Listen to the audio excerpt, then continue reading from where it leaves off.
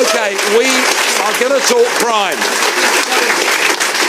And Steve Taylor is a national board member of the Police Federation of England and Wales, and formerly, until 2020, he was the Essex Police Federation chairman. Steve, welcome to the programme. Now, I mentioned earlier some polling that we conducted, and it's, I think, very pertinent to this conversation. People polling, and asked the question, and this, by the way, this is national. Yeah. Generally speaking, do you believe that the level of crime is increasing, decreasing, or staying the same in Britain, was the question we asked. And the result we got was increasing 62%, decreasing 2%. Now, some people say, oh, well, maybe that's not right. National figures say different.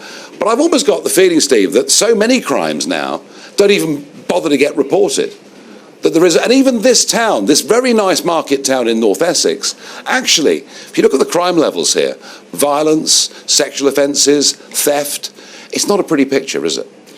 It'd be very easy to be dismissive of any figures from any poll or statistic, because you can pick and choose as you go.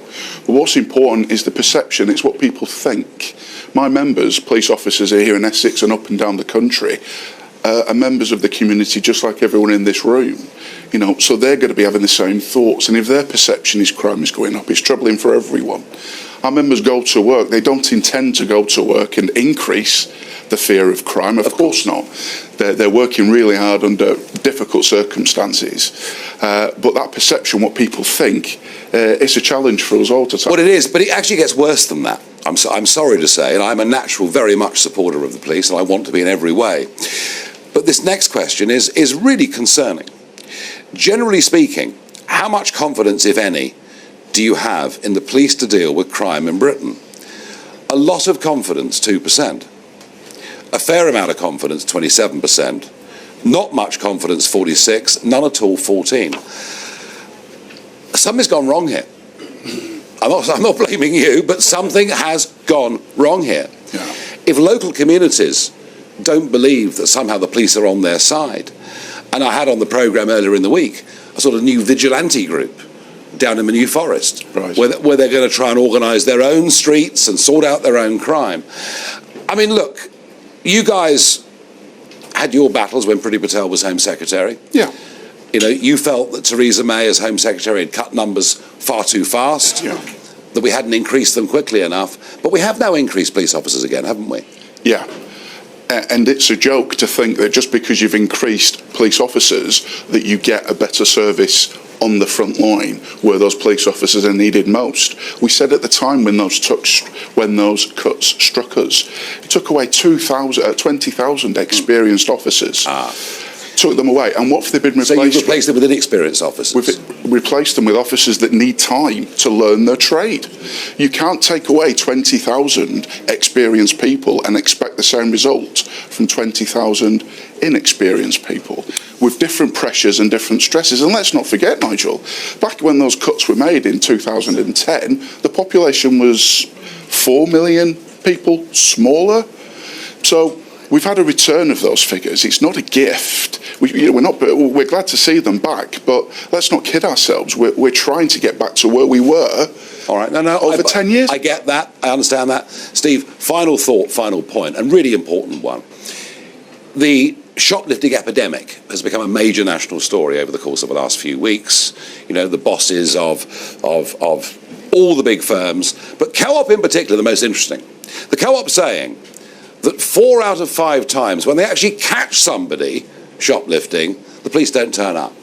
Yeah. And that we're told that anything under £200 that people have nicked is now just a minor misdemeanour. Surely we have to reverse this. Surely if we allow this to go on, we allow other types of crime to develop very quickly. I absolutely understand and share that concern, but simply saying we're going to reverse it achieves nothing. It's a cheap, gimmicky headline handed down from Parliament that actually means nothing. Unless you invest in the resources that officers need, then the officer that's got to go to that £50 theft from Co-op, at the moment, they've got other things to do. And unfortunately, the theft from Co-op doesn't get high enough up the list for it to pull an officer away from other really important work. These too few of us and there is too much to do. And simply saying we're going to deal with every theft, all you're doing is adding to the issue. You're not helping solve it. We need to cut the bureaucracy and get our officers away from their desks, away from hospital guards where they're looking after people in hospital, away from custody where people that should be in mental health facilities are instead spending time with the police. We need to get them away from there and out on the front line where they want to be. We need to get them out of the control rooms. Our control rooms are getting packed with warranted officers. And the job to answer a phone. You know, the bureaucracy, the paperwork, the emphasis on people being rude to each other on the internet. Have we got all this wrong? You have to go again. I missed the question. Well, I said the bureaucracy, the paperwork. Yeah. But equally, I mean, the Metropolitan Police have 1,000 people monitoring what's being said on social media. Right. I mean, surely that's a wrong priority. People being rude to each other shouldn't surely bother the police with their time. Well, put it this way, Nigel. How does that priority stack up against people stealing from your local shop?